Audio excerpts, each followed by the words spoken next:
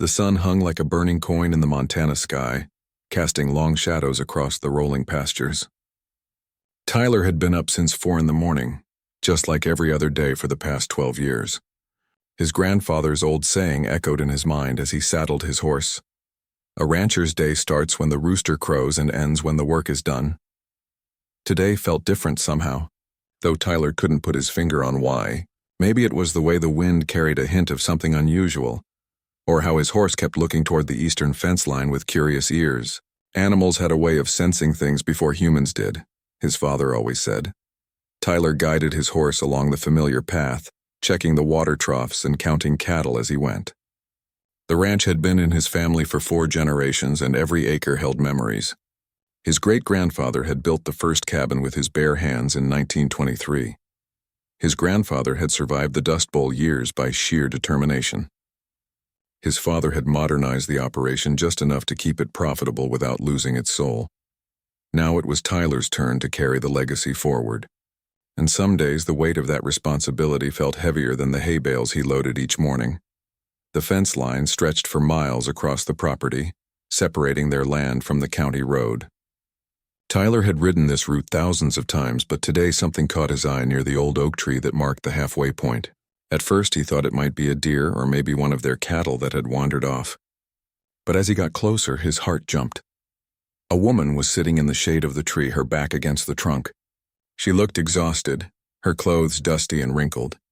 Her dark hair was pulled back in a messy ponytail, and she was staring at something in her hand with a frustrated expression.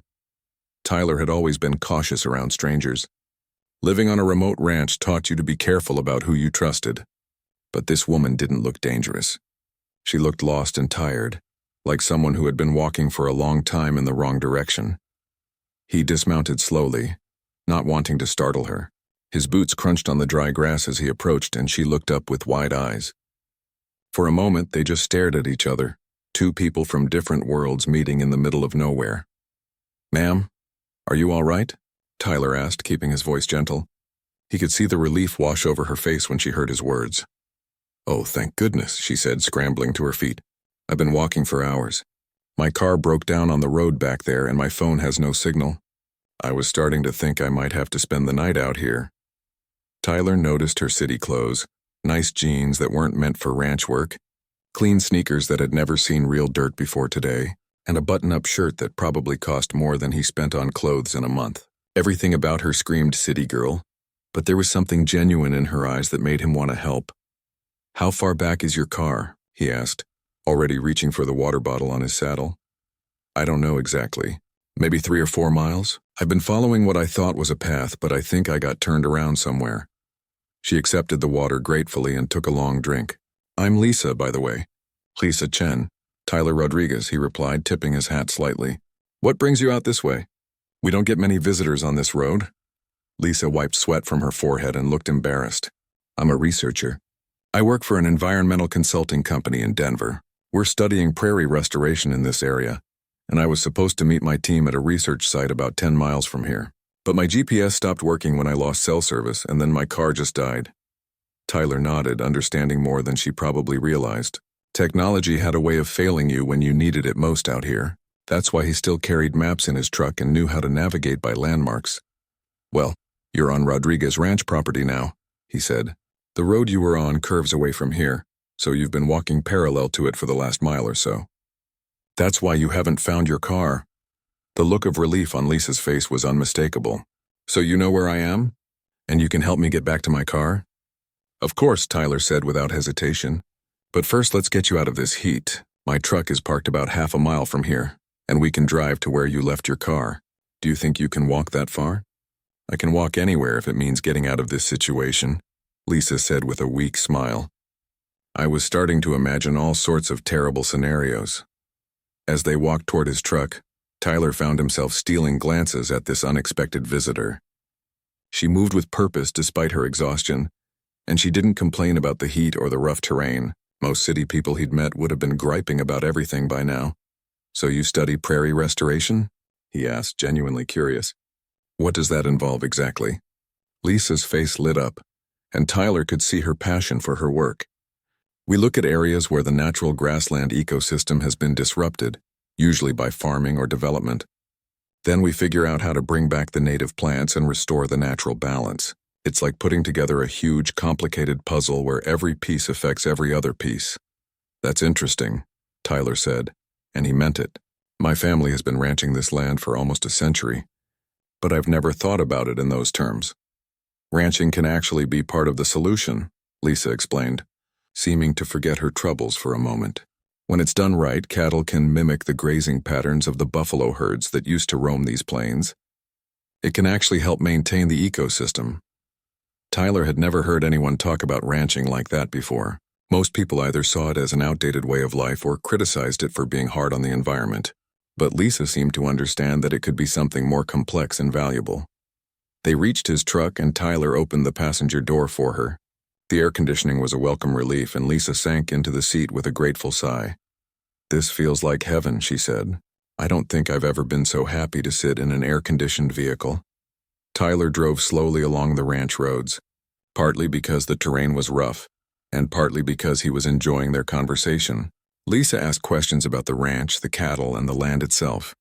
Her questions weren't the usual tourist curiosity he sometimes encountered. She wanted to understand how everything worked together. "That's interesting about the water management," she said as Tyler explained their irrigation system. "In my research, we found that water flow patterns are crucial to prairie health. Too much water in the wrong places can completely change which plants can survive. My grandfather always said that understanding water was the key to successful ranching," Tyler replied. "He taught me to read the land, to see where water wanted to flow naturally and work with it instead of against it." They found Lisa's rental car sitting beside the county road, looking small and out of place in the vast landscape. Tyler pulled up behind it and they both got out to assess the situation. "It just stopped running," Lisa explained, opening the hood. "I don't know much about cars, especially not enough to fix whatever's wrong with it."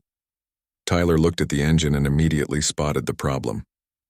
"Your radiator hose came loose," he said, pointing to the disconnected piece. "Probably vibrated loose on these rough roads. The engine overheated and shut itself off to prevent damage. Can you fix it?" Lisa asked hopefully. Tyler examined the hose more carefully. "I can get it reconnected, but it's pretty worn. It might hold long enough to get you to town, but you'll want to have a mechanic look at it properly. The nearest repair shop is about 30 miles from here." He spent the next 20 minutes working on the engine while Lisa watched and asked questions. She seemed genuinely interested in learning, even about something as mundane as car repair. "There," Tyler said finally, wiping his hands on a rag. "Try starting it now." Lisa turned the key and the engine coughed to life. But Tyler could hear that it wasn't running smoothly, and he saw steam starting to rise from under the hood again. "It's not going to make it 30 miles, he said honestly. "That hose is too damaged. You might make it 5 or 10 miles before it overheats again." Lisa's face fell. "So I'm still stuck." Tyler found himself making a decision that surprised him. He was usually cautious about inviting strangers to the ranch, but something about Lisa made him trust his instincts. "Look," he said, "it's getting late. And even if we could get your car running properly, you'd be driving unfamiliar roads in the dark. Why don't you come back to the ranch for tonight? My mother always keeps the guest room ready, and in the morning we can figure out how to get your car properly fixed." Lisa hesitated, and Tyler could see her weighing her options. She was clearly tired and frustrated, but she was also a smart woman who knew better than to trust a complete stranger too quickly. "I don't want to impose," she said carefully, "and my research team will be worried when I don't show up. Do you have any signal on your phone now?" Tyler asked. Lisa checked her phone and shook her head.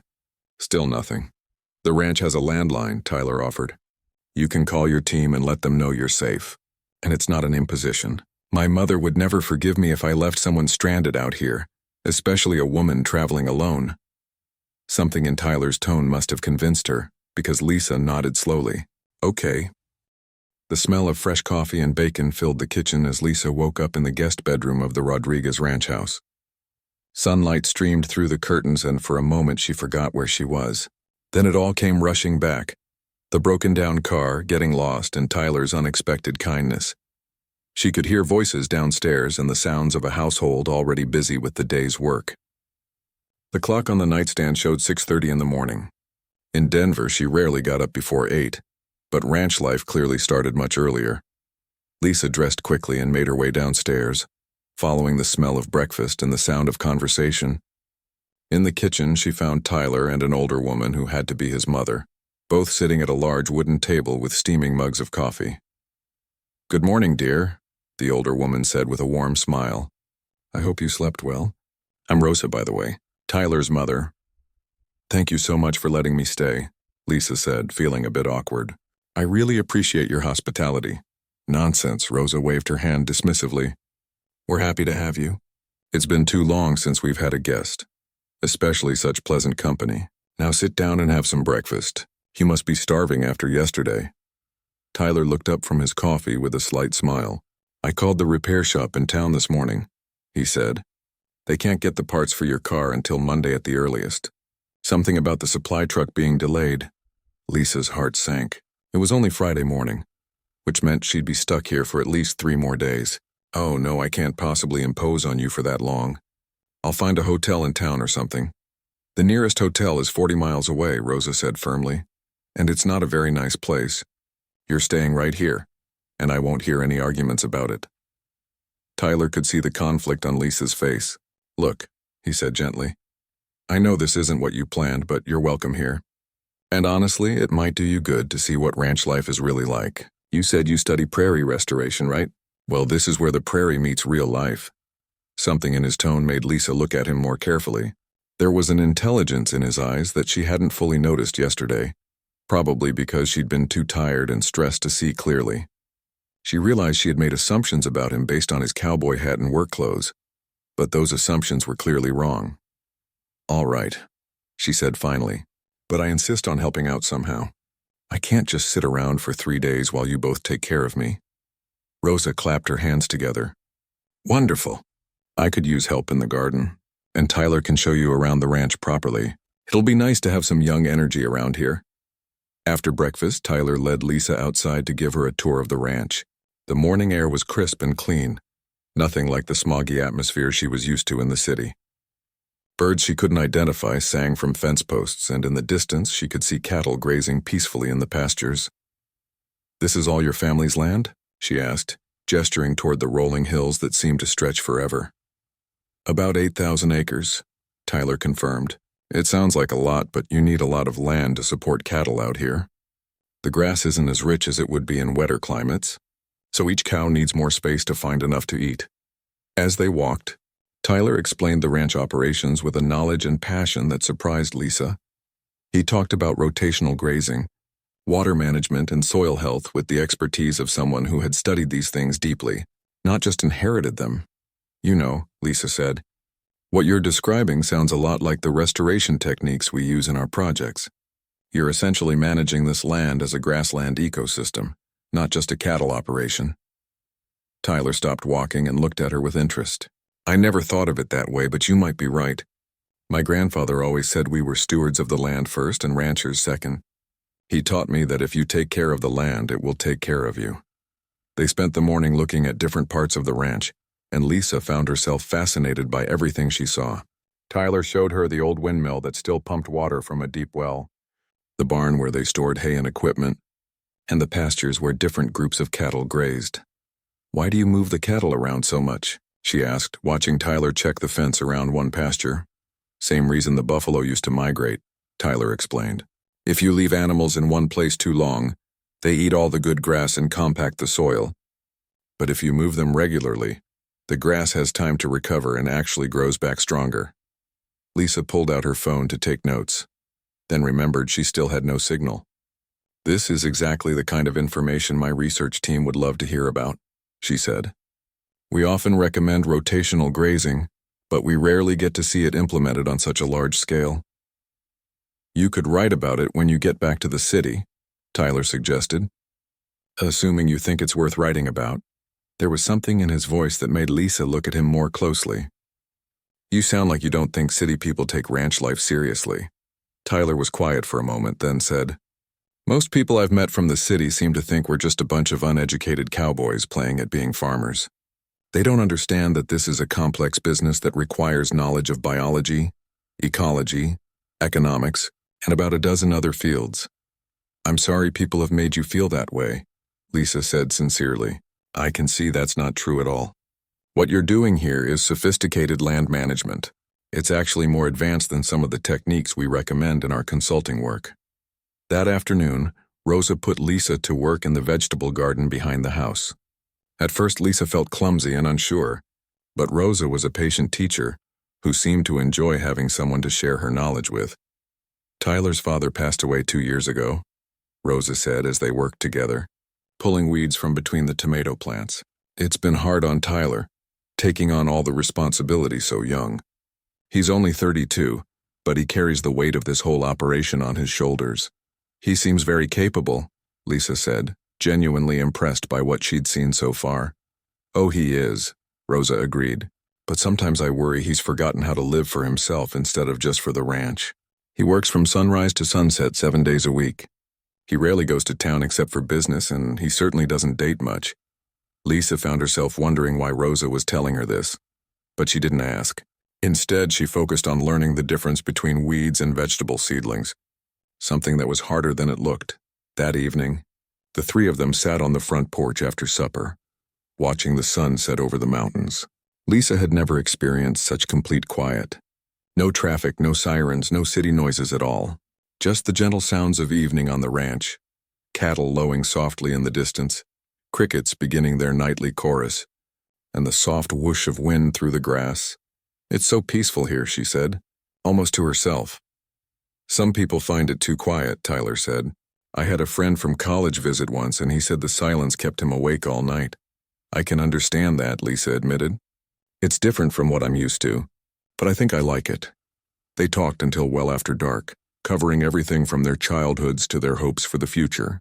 Lisa found herself sharing things she rarely talked about with anyone. Her concerns about her career, her uncertainty about whether she was making a real difference with her work, and her growing feeling that something was missing from her life in the city. Tyler, in turn, opened up about the challenges of keeping the ranch profitable in a changing economy, his fears about disappointing his family's legacy, and his occasional loneliness living so far from other people their age. Don't you ever want to travel? Lisa asked. See other places? I've been to a few cities for cattle sales, Tyler said. They're impressive, but they're not for me. Everything moves so fast and there are so many people everywhere. I like knowing my neighbors, understanding my environment, feeling connected to the land. I never thought about it that way, Lisa said. In the city, you can live in an apartment building for years and never know the people next door. The second day followed a similar pattern, but Lisa felt more comfortable and useful. She helped Rosa with household tasks, learned to collect eggs from the chickens, and spent more time with Tyler as he went about his daily work. Want to try riding a horse? Tyler asked during the afternoon. Lisa's eyes widened. I've never been on a horse in my life. Is it safe? I'll put you on Buttercup, Tyler said with a grin. She's old and calm, and she knows her job is to take care of beginners. Despite her nervousness, Lisa found herself enjoying the horse ride more than she'd expected. Buttercup was indeed gentle and patient, and Tyler was a good teacher who made sure she felt secure before they went anywhere. From horseback, the ranch looked different, bigger somehow, but also more intimate.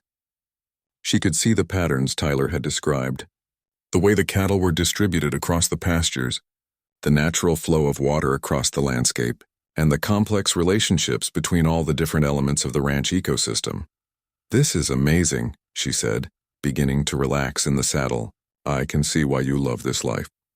It's not always easy, Tyler admitted, riding alongside her on his own horse. Monday morning arrived too soon for Lisa's liking. The mechanic had called early to say her car was ready, and Tyler had offered to drive her to town to pick it up. As she loaded her small suitcase into his truck, Lisa felt a heaviness in her chest that she hadn't expected. I can't thank you and your mother enough for everything, she said, trying to keep her voice steady. You saved my life, and then you made me feel like family. Tyler adjusted his hat, a gesture Lisa had learned meant he was feeling emotional, but trying not to show it. You were good company, he said simply. Made the work more interesting having someone ask questions about why we do things the way we do. Rosa came out of the house carrying a paper bag. Sandwiches for your drive back to Denver, she said, pressing the bag into Lisa's hands. And some cookies. You're too thin, dear. You need to eat more. Lisa hugged the older woman, surprised by how hard it was to let go. Thank you for teaching me about gardening and cooking, and for making me feel so welcome. You're family now, Rosa said firmly. Don't be a stranger. The drive to town was quieter than usual. Both Lisa and Tyler seemed lost in their own thoughts, stealing glances at each other when they thought the other wasn't looking. The landscape that had seemed so foreign to Lisa just 4 days ago now felt familiar and beautiful in a way that made her chest ache. At the repair shop, Tyler inspected the work that had been done on Lisa's car while she settled the bill. Looks good, he told her. Should get you home without any problems. They stood beside her car in the parking lot, neither quite ready to say goodbye. Other customers came and went around them, but Lisa felt like they were in their own private bubble. I should get going, she said finally, though she made no move toward her car door. It's a long drive back to Denver. Yeah, Tyler agreed. You'll want to get on the road. More silence stretched between them, filled with things neither of them knew how to say. Tyler, Lisa began, then stopped. She pulled out her phone and looked at it hopefully, but there was still no signal. Could I give you my number? Maybe we could stay in touch. Tyler's face brightened slightly. I'd like that, he said, pulling out his own phone. Fair warning, though. I'm not much of a texter, and cell service is pretty spotty at the ranch. They exchanged numbers, and Lisa wrote down the ranch's landline number as well. Then there was nothing left to do but actually say goodbye. Drive safe, Tyler said, opening her car door for her. I will. Lisa got behind the wheel, then looked up at him through the open window. Thank you, Tyler, for everything. Thank you, he said, and she could see he meant it. You reminded me why I love this place so much. Lisa drove out of town slowly, watching Tyler grow smaller in her rearview mirror until he disappeared completely. As the ranch country gave way to highway, she found herself crying for reasons she couldn't fully explain. Back in Denver, Lisa tried to settle back into her normal routine, but everything felt different. Her apartment seemed cramped and noisy after the spaciousness of the ranch. The city air felt heavy and polluted after breathing the clean Montana sky. Even her favorite coffee shop felt too crowded and impersonal.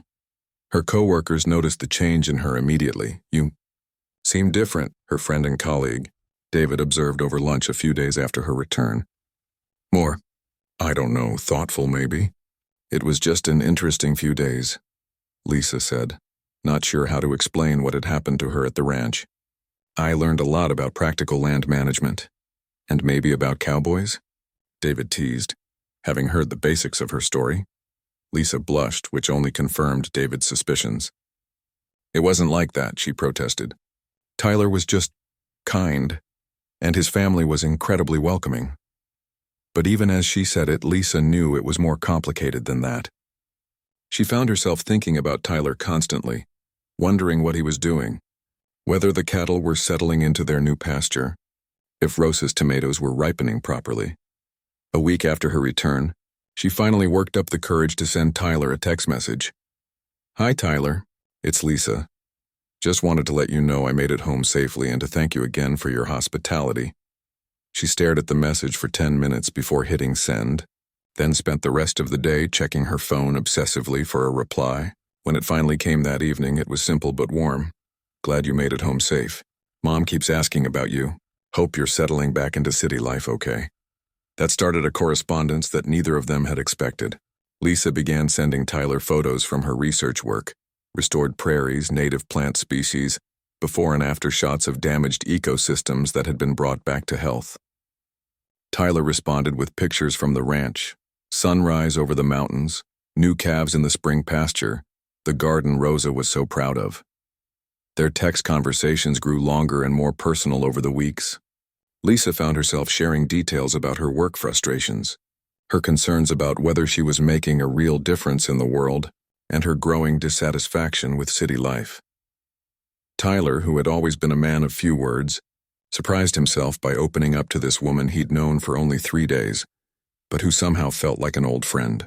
He told her about the challenges of running the ranch, his fears about carrying on his family's legacy, and the loneliness he sometimes felt living so far from other people. Had to put down an old horse today, he texted one evening. 28 years old. Been part of the family since before I was born. Mom cried like a baby. I'm so sorry, Lisa replied immediately. I know how much the animals mean to you all. Are you okay? Yeah, it's part of ranch life. But it never gets easier. Thanks for asking. Those kinds of exchanges became more common.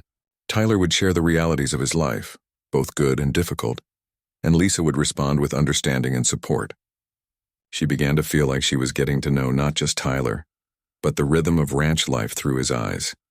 Calving season starting. He texted in early spring. Might not be in touch much for a few weeks. All hands on deck. What does that involve exactly? Lisa asked, over the next several messages. Tyler explained the process of helping cows give birth, the round-the-clock monitoring required, and the delicate balance between providing help when needed and letting nature take its course. Lisa found herself researching cattle ranching online, wanting to understand Tyler's world better. She read articles about sustainable ranching practices, watched YouTube videos about rotational grazing, and even bought a book about prairie ecology written specifically for ranchers. You know more about my business than some ranchers I know. Tyler texted after Lisa asked detailed questions about his grass management techniques. I find it fascinating, she replied honestly. What you do combines so many different fields of knowledge. It's like applied ecology on a massive scale. Never thought of it that way, but I guess you're right.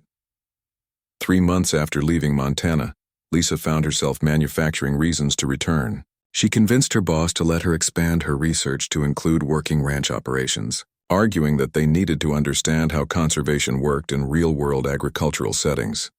So you want to go back to Montana to study that ranch where you got stranded? David asked with a knowing smile. It's legitimate research, Lisa insisted. They're doing innovative work there.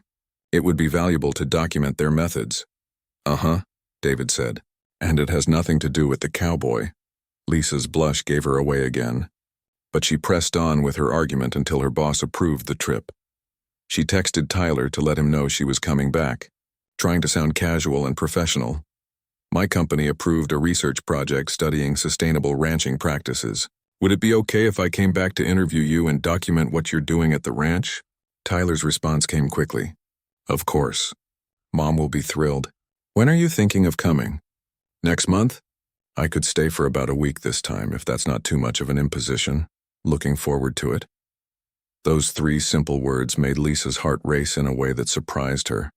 She spent the next month planning her trip, officially for research purposes but privately admitting to herself that she was excited to see Tyler again.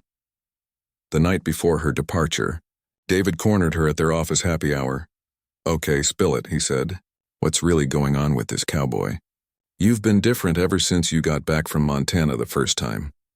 And now you're practically bouncing off the walls about going back. Lisa sighed, knowing there was no point in denying it anymore. I think I might be falling for him, she admitted. Which is completely crazy. I barely know him, we live in different worlds, and we've spent a total of 3 days in person together. But, David prompted, but he's different from anyone I've ever met. He's genuine and thoughtful and passionate about what he does. And when I was at the ranch, I felt more like myself than I have in years. So what are you going to do about it? I don't know, Lisa said honestly. Maybe nothing. Maybe this is just a fantasy, and when I see him again, I'll realize I was romanticizing the whole thing. But as Lisa boarded the plane to Montana the next morning, she knew in her heart that it wasn't a fantasy. The feelings that had been growing stronger with every text message, every photo, every shared moment of their separate lives, were real. Lisa's second visit to the Rodriguez ranch felt completely different from her first. This time she wasn't a stranded stranger grateful for help. She was someone returning to a place that had captured her heart, to see people who had become important to her life. Tyler was waiting at the airport in Billings when her flight arrived, and the moment she saw him standing there with his familiar cowboy hat and genuine smile, Lisa knew her feelings were real. The months of texting and phone calls hadn't been her imagination creating something that wasn't there. If anything, seeing him again made her realize her feelings were stronger than she'd thought. Welcome back to Montana, Tyler said, taking her suitcase with the same quiet courtesy she remembered. It's good to be back, Lisa replied, and meant it more than he could know. The drive to the ranch gave them a chance to catch up properly. Tyler told her about the calving season, which had gone well despite a late spring snowstorm that had everyone worried for a few days. Lisa shared updates about her work in Denver and the research project that had brought her back. "So this is official business this time?" Tyler asked with a slight smile. "Officially, yes," Lisa said. "But personally, I've been looking forward to this for weeks." Something shifted between them with that admission. The careful politeness they'd maintained since her arrival gave way to the comfortable familiarity they'd developed through months of correspondence. This visit lasted a week instead of 3 days, and Lisa threw herself into ranch life with enthusiasm. She helped with morning chores, learned to drive the tractor, and spent hours interviewing Tyler about his ranching methods for her research. But more importantly, she and Tyler began to acknowledge the attraction that had been building between them. It happened gradually at first. Hands touching when Tyler helped her down from the horse, conversations that stretched late into the evening on the front porch. Moments when they caught each other staring and didn't look away immediately.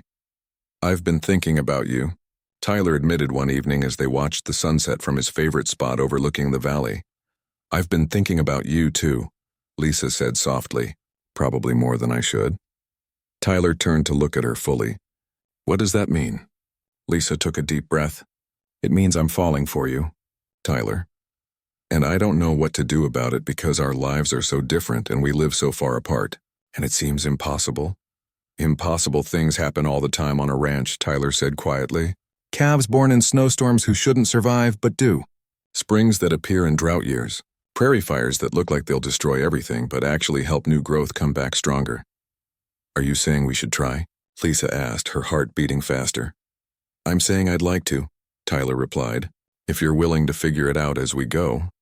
Their first kiss happened that night, under a sky full of stars that Lisa was finally learning to recognize.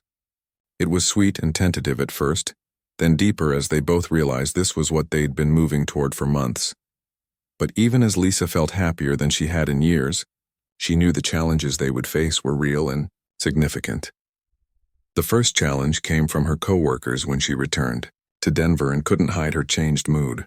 "You're glowing," her friend and colleague David observed. Something definitely happened on this research trip. When Lisa finally admitted she was seeing Tyler, the reactions ranged from curious to skeptical. "A cowboy?" her friend Jennifer said over coffee. "Lisa, you're a city person. You love restaurants and museums and concerts. What are you going to do on a ranch in the middle of nowhere?" "It's not the middle of nowhere," Lisa protested. "It's a working ranch with a rich family history. And Tyler is one of the smartest, most thoughtful people I've ever met." "I'm sure he is," Jennifer said diplomatically. "But honey, long-distance relationships are hard enough when you're in the same type of environment. You two are living in completely different worlds." Similar conversations happened at work, where her colleagues couldn't understand why someone with Lisa's education and career prospects would be interested in a rancher from rural Montana. "You realize there's no career future for you there, right?" her supervisor mentioned during what was supposed to be a routine project review. "Environmental consulting doesn't exactly have a big market in cattle country." Meanwhile, Tyler was facing his own skepticism from the ranching community. At the monthly Cattlemen's Association meeting, his neighbor Bill Morrison pulled him aside. "Heard you're seeing some city girl," Bill said with the directness that rural people were known for. "That true?" "Her name is Lisa, and yes, we're seeing each other," Tyler replied evenly. Bill shook his head. "Tyler, I've seen this before. City women think ranch life is romantic until they realize it means getting up at 5 in the morning every day, dealing with sick animals, and being snowed in for weeks at a time. They get bored and head back to the city, usually taking a piece of your heart with them." "Lisa's not like that," Tyler said, but Bill's words planted a seed of doubt that he couldn't quite shake. Even Rosa, who had genuinely liked Lisa during her visits, expressed gentle concerns. "I love that girl," she told Tyler one evening. "But son, are you sure you've thought this through? She has a whole life in Denver, a career, friends, everything she's worked for. Can you really ask her to give all that up for ranch life?" "I'm not asking her to give up anything," Tyler said. But privately he wondered what their future could look like if Lisa wasn't willing to relocate. Despite the skepticism surrounding them, Lisa and Tyler were determined to make their relationship work. They talked on the phone every night, sometimes for hours. They sent emails filled with details about their days. Tyler started texting Lisa photos of the ranch throughout the day, and she responded with pictures from her work sites around Denver. The technology helped, but it couldn't completely bridge the gap between their different worlds. Tyler's day started at dawn with checking cattle and ended after dark with equipment maintenance. Lisa worked in an office environment with flexible hours, client meetings, and frequent travel for research projects. "I wish you could see this," Lisa said during one of their nightly phone calls. She was describing a restored wetland area that had attracted dozens of bird species. "It's exactly the kind of thing you'd appreciate." "Take pictures," Tyler said, "and tell me about it. I like hearing about your work." But Tyler couldn't share many of his daily experiences the same way. It was hard to explain over the phone what it felt like to help a cow give birth, or why the way grass moved in the wind told you everything you needed to know about whether rain was coming. The distance became even more challenging during Tyler's busiest seasons. During haying season, he worked 18-hour days and was too exhausted for their usual long phone conversations. When a drought hit, and he had to spend all his time managing water resources and moving cattle to better pastures, days would pass with only brief text exchanges. "I miss you," Lisa texted one evening after they'd barely spoken for a week. "Miss you too," Tyler replied. "Sorry I haven't been better about staying in touch. Water situation is getting critical.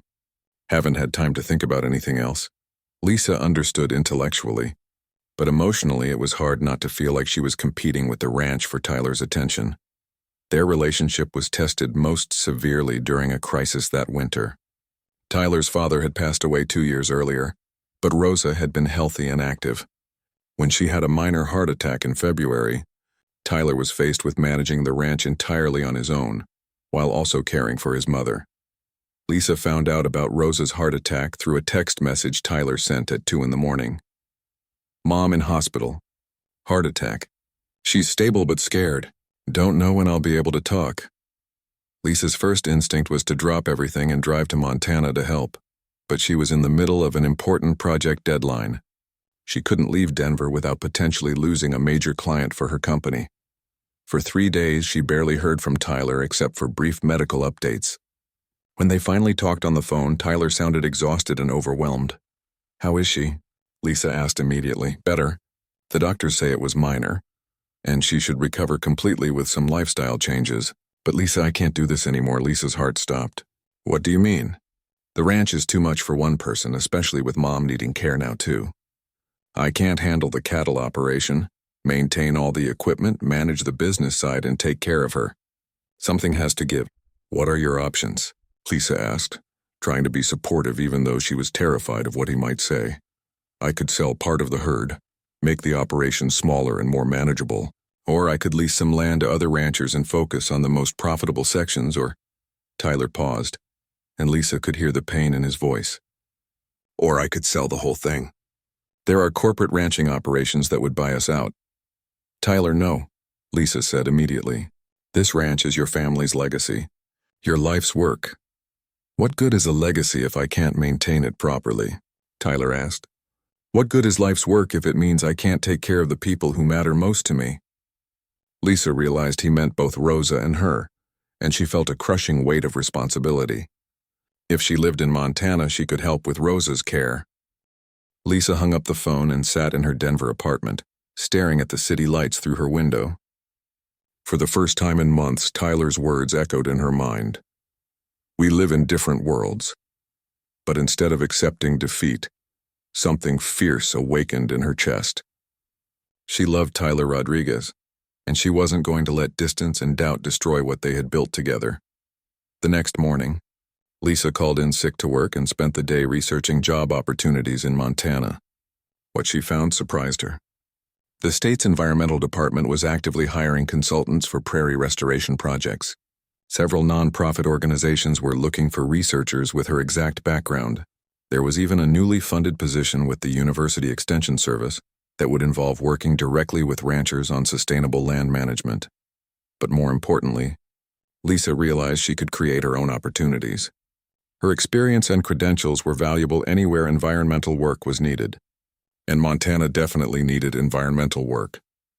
2 days later, she was on a plane to Billings, having told no one except David about her impulsive decision. "You're crazy," David had said when she explained her plan.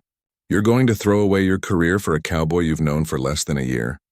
I'm not throwing away my career, Lisa had replied with more confidence than she felt.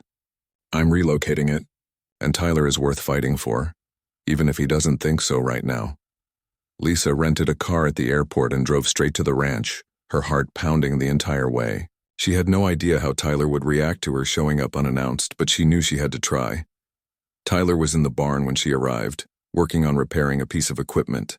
He looked up when he heard her car, and his expression went through surprise, confusion, and something that might have been hope before settling on wariness.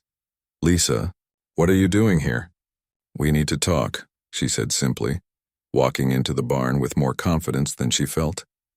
And I mean really talk, face to face, not over the phone where we can misunderstand each other. Tyler set down his tools and looked at her warily. I thought we said everything we needed to say. You said what you thought needed saying, Lisa corrected.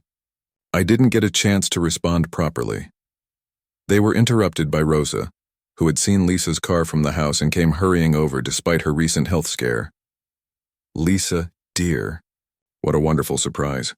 Rosa hugged her warmly. Tyler didn't tell me you were coming. He didn't know, Lisa admitted, glancing at Tyler's still confused face. Rosa, you look wonderful. How are you feeling? Much better, thank you for asking. The doctors have me on new medications and I'm following all their instructions like a good patient. Rosa looked between Lisa and Tyler, sensing tension. Well, I'll let you two catch up. Tyler, bring Lisa up to the house when you're done here. I'll make coffee. After Rosa left, Tyler crossed his arms and looked at Lisa seriously. Okay, you wanted to talk. I'm listening. Lisa took a deep breath. Tyler, I think you're scared, and you're pushing me away because you think you're protecting both of us from getting hurt. But what you said about us living in different worlds, that's only true if we choose to keep living in different worlds. Lisa, you have a career in Denver. I can have a career anywhere, she interrupted. I've been researching job opportunities in Montana. Did you know the State Environmental Department has a new initiative for prairie restoration? Did you know the University Extension Service is looking for someone with my exact qualifications to work with ranchers on conservation practices? Tyler's expression shifted slightly. You've been looking for jobs here? Tyler, I love you, Lisa said simply. I love you and I love this place. And I love the life we could build together if you'd stop being so stubborn about protecting me from choices I'm perfectly capable of making for myself. But your life in Denver. My life in Denver is a job I'm good at but not passionate about, an apartment that never felt like home, and friends who think I'm crazy for falling in love with a rancher, Lisa said. My life here could be work that combines everything I care about, a home where I belong, and a man who makes me want to be the best version of myself. Tyler was quiet for a long moment, and Lisa could see him struggling with hope and fear. What about when you get tired of ranch life? He asked quietly. When you realize how hard it is, how isolated, how different from everything you're used to. Tyler, I've been coming here for almost a year now. I've helped with calving, I've learned to ride horses, I've gotten up at dawn to check cattle. I've seen you exhausted and overwhelmed and worried about your mother. I know this life isn't easy or glamorous, but I also know it's where I want to be. Lisa stepped closer to him. The question isn't whether I can handle ranch life. The question is whether you're brave enough to let me try. Tyler looked at her for a long moment, and Lisa could see the exact moment when his walls came down. I've been miserable without you, he admitted quietly. Every day I wanted to call you and take back everything I said, but I was scared that I was being selfish, asking you to give up everything for me. You're not asking me to give up anything, Lisa said, reaching for his hands. You're offering me everything I didn't even know I wanted. Tyler pulled her into his arms then, holding her tight against his chest. I love you too, he whispered into her hair. I've been trying not to, but I love you so much it scares me. Then let's be scared together, Lisa said, looking up at him. Let's figure this out as we go, just like you said before. This time, their kiss was different, not tentative or uncertain, but full of commitment and possibility. Over the next few days, Lisa and Tyler made concrete plans instead of just hoping things would work out. Lisa would give her company in Denver 6 weeks' notice, enough time to finish her current projects and train her replacement. She would move to Montana at the end of May, which would give her the summer to settle in and look for permanent work. Are you sure about this? Tyler asked one evening as they sat on the front porch making lists of practical considerations. I've never been more sure of anything in my life, Lisa said honestly. Are you sure you want me here permanently? Because once I move here, I'm going to want to be involved in everything. Ranch decisions, business planning, all of it. Tyler grinned. I was hoping you'd say that. I could use a business partner who understands both the environmental side and the economic realities. Is that a proposal? Lisa teased. Not yet, Tyler said. But there was something in his voice that made Lisa think he was already thinking about it. But ask me again in a few months. Lisa's transition from Denver to Montana wasn't without challenges. Her colleagues thought she was making a mistake, and some of her friends predicted she'd be back within a year. Packing up a life she'd built over several years was emotionally difficult, and there were moments when Lisa wondered if she was being reckless, but every doubt disappeared when she drove up to the ranch house on moving day and saw Tyler and Rosa waiting for her with smiles that felt like coming home. Welcome to your new life, Tyler said, taking her suitcase from the car. Welcome home, dear, Rosa added, hugging her tightly. Lisa had worried about finding work in rural Montana, but opportunities appeared faster than she'd expected. The state environmental department hired her as a consultant on their prairie restoration initiative. The University Extension Service offered her a part-time position, developing educational materials for ranchers. And word spread quickly through the ranching community that there was someone local who understood both conservation and cattle operations. You're going to be busier than you were in Denver, Tyler observed after Lisa received her third job offer in as many weeks. Good busy, though, Lisa said happily. Busy with work I actually care about. The work was fulfilling in ways her Denver job had never been. Instead of writing reports that might or might not be implemented, Lisa was working directly with landowners to put conservation practices into action. She could see the results of her efforts in restored grasslands, improved water quality, and healthier ecosystems. But more than the professional satisfaction, Lisa loved being part of Tyler's daily life. She learned the rhythms of the ranch, the seasonal cycles, the constant balance between working with nature and managing the practical requirements of a cattle operation. Tyler, for his part, discovered that having a true partner made everything better. Lisa brought fresh perspectives to old challenges, helped with the business side of ranching, and shared both the workload and the satisfaction of their successes. You know, Tyler said one evening as they watched the sunset from their favorite spot overlooking the valley, I used to think the ranch was my whole world, but you've made it bigger somehow. How so? Lisa asked, leaning against his shoulder. You've helped me see it through different eyes, the ecology, the connections, the way everything fits together. You've made me appreciate what we have here even more than I did before. 6 months after Lisa's move to Montana, Tyler proposed exactly where Lisa had hoped he would, in the pasture where they'd first met, under the old oak tree where she'd been sitting when he found her. I know this isn't the most romantic proposal spot, Tyler said, getting down on one knee with Rosa's grandmother's engagement ring. Are you kidding? Lisa laughed through her tears.